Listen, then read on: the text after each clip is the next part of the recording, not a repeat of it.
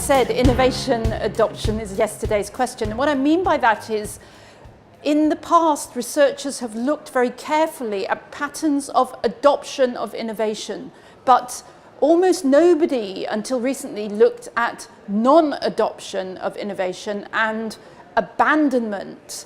And what I've been looking at over the last few years is why people fail to adopt, or why they adopt something and then a little bit later they abandon the technology, but also why technology fails to spread.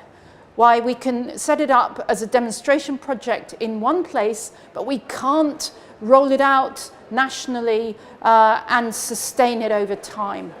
Well, what we looked at was different levels in the story of failed or unsuccessful technology programs.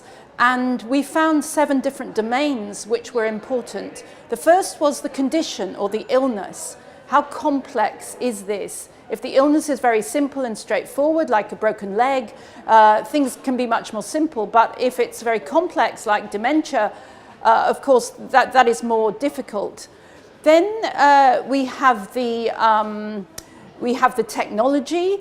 We have what's called the value proposition. We have organizational issues, we have the wider environmental context, and we also have the question of sustainability over time. So those are some of the domains I talked about in my presentation. And each of these domains can be either simple or complex.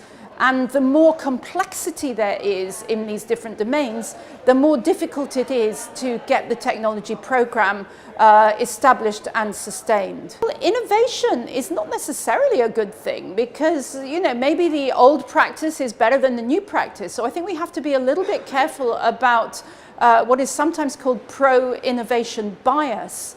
And sometimes the technology looks very beautiful, but it doesn't really fit in with the organizational routines or with the professional practices. And sometimes it's not particularly beneficial to patients. So we look at these beautiful technologies, and I'm a great fan of new technologies, but sometimes innovation is valuable, sometimes it's not. And I think we have to be a bit more balanced about our judgments there.